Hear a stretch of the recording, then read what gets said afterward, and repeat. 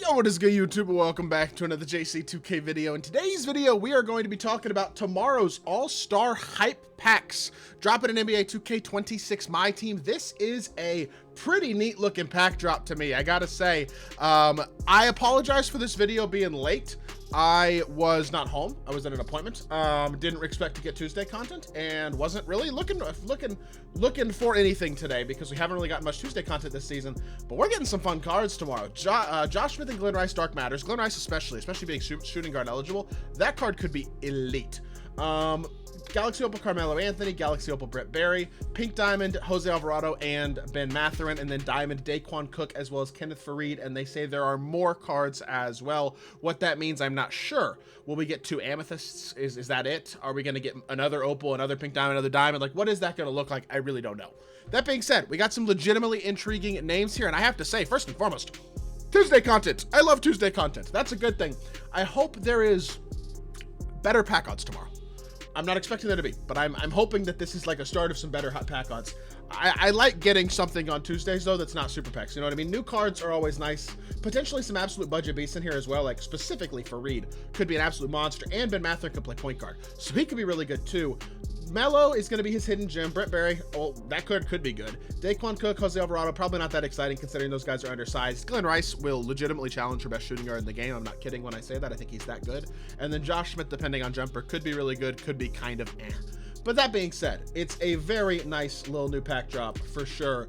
And I'm pretty excited for some new content. Glen Rice. We'll start with him because his Pink Diamond was a great card and is still a pretty good card, to be honest. 86 speed, 94 3, 85 dunk, and well-rounded defense. He was good as a Pink Diamond. His shot is super nice. He's got pro dribble style, draw, escape. Let's say they changed none of his animations besides putting his release on very quick. He is still a very good card. And of course, that is with the expectation as well that he's going to get a Dark Matter, which probably looks something like this statistically. Now, this was the best card in the game in 2K24. Different change jumper, perfect sigs, all that type of stuff. This was a different time period for this card to a certain extent. But if he has something along these lines in stats where he's 90 dunk, 95 speed, 90 plus defense across the board, and obviously basically 99-3 and a bunch of shooting badges, the card's going to be really, really good. I have high expectations for Glen Rice being one of the best shooting guards, if not the best shooting guard in the game. I think he will be right there with the Dr. J's, and depending on if they change any animations besides jump shot, he could be the best 100%, even with the jumper on very quick.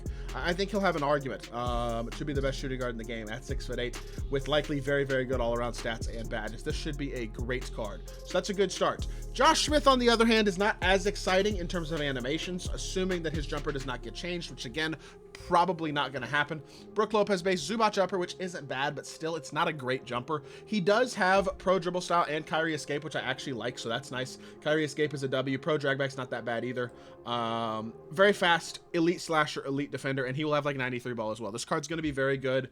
Probably will look something like his Dark Matter from last year, which, to be fair, was a very good card. Came out in March, not like a month and a half after this one's coming out, but still, wouldn't be shocked if he looks relatively similar to this card. And if he looks relatively similar to this card, that's a really, really good card. You know what I mean? Like, I don't think there's going to be significant difference between Josh Smith from this one and the one that we got, the one that we get, I should say, this year.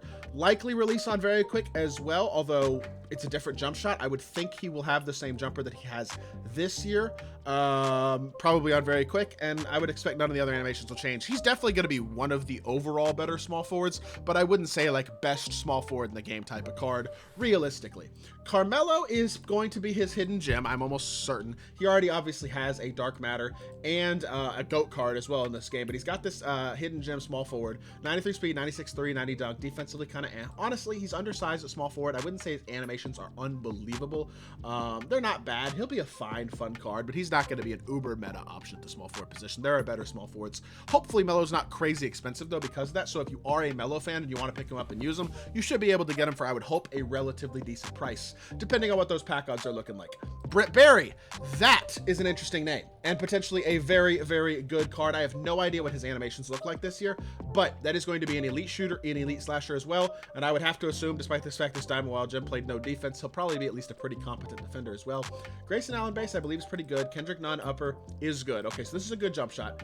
Sigs wise, Kobe White behind the back's fine. I wouldn't say his Sigs are that insane though, honestly. This card will be good. He's not going to be game changing. Unless they change his animations again, which they're probably not going to on a Galaxy Opal. He'll be good, but not insane. I think that's a fair way to describe it, Barry. Could definitely be a good option, though. And who knows? Maybe they do change some animations. At some point, they're going to start changing animations. It might be tomorrow, but it probably won't be, would be my guess. So we'll see on that. Alvarado and Cook are not as exciting. We can touch on them briefly, and then we'll talk about Ben Mathurin and Kenneth Faried, both of whom could be really, really good. 81 3-ball, good defender. So, I mean, Alvarado's going to be, if nothing else, a pretty good card statistically. He's got Kobe Escape, Kyrie Dragback too, but, I mean, he's a 6'0" point guard. Yes, he'll have great defense and probably pretty darn good stats and badges across the board, I would think. And, I mean, obviously his gold card can't dunk, but he'll be able to dunk, I would think, as well. That card's not going to be that good, though, and that's okay. He's a 6-foot point guard. It is what it is. Shout out GTA, Grand Theft Alvarado, nonetheless. He is wearing number 5 in New York now, so he is GTA 5. It's his new nickname, which is kind of sick. Cook's obviously an elite shooter. He is only 6'5" at shooting guard. Animation-wise, Dame Escape, Kobe behind the back, Jimmy. That's actually not that bad, honestly, animation-wise. Good dribble style, escape behind the back and drag back. Not insane ones, but pretty good. 48 base is good. Covington upper's decent. I think this is a pretty good shot. This card will be solid, honestly. He's not going to be bad. He's better than I actually thought he would be. Assuming his stats and badges are good, which they'll probably be solid, he's probably not going to be bad. Has he had a diamond card before? I want to check and see. Last year he had a amethyst. The year before he only had an emerald. The year before that he had a diamond. We can take a look at what this card will look like. If he's something like this isn't the worst card ever. It's not the best card ever, but it's certainly not the worst card ever. I could see Cook being a decent option. Very, very good shooter. Probably not going to do a ton else really, really well, but he'll be competent. Not a horrible card. Ben Mathurin and Faried. Mathurin already had a pretty good amethyst card this year. The problem with Mathurin is his SIGs are not super impressive. LaMelo, normal, LaMelo. Jimmy's step back's not bad, but they're not great SIGs. That being said, at 6'5", at point guard, he's a lot bigger than he is at shooting guard. He got a decent player build. He's 6'9" wingspan. He's going to be fast, great shooter, great slasher. I like his shot, too. It's not bad. Defensively, he'll be pretty good as well, I would think. Honestly, he's not going to be uber crazy elite, but for an affordable point guard, which he will likely be relatively affordable, he should be darn good. I think Ben Mathurin will be super solid, and I am hopeful that Faried as well is also pretty darn good. Last year, Faried had an incredible amethyst card for free in the All-Star Festival. Fast, great finisher, great defender, and his shot was really good too. PJ Washington based LaMarcus Aldridge upper on quick. This year, I don't think he's got that same jumper as of right now. He might not be as good this year. I would love to see them change his jumper though, or something, because Brook Lopez Steven Adams is not close to the jumper he had last year, and he's got all basic SIGs too. If he has these animations, that's going to be really disappointing for a guy who's a 6'8" small forward. It's a lot better than he is at the power forward position size-wise. I could see this card being really good, but I just think there's a really good chance they're going to give him the animations he has this year, and that overall that's going to make him a bit of a disappointing card, which it is what it is if that's what happens. He could be really good, but realistically, will he be? I don't know. And then obviously, apparently we're going to get some other cards tomorrow as well, so hopefully there's a couple more really good budget options in there.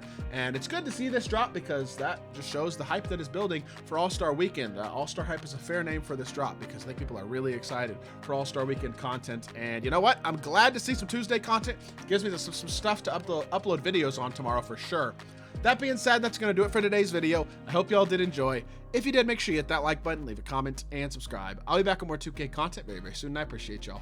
Peace.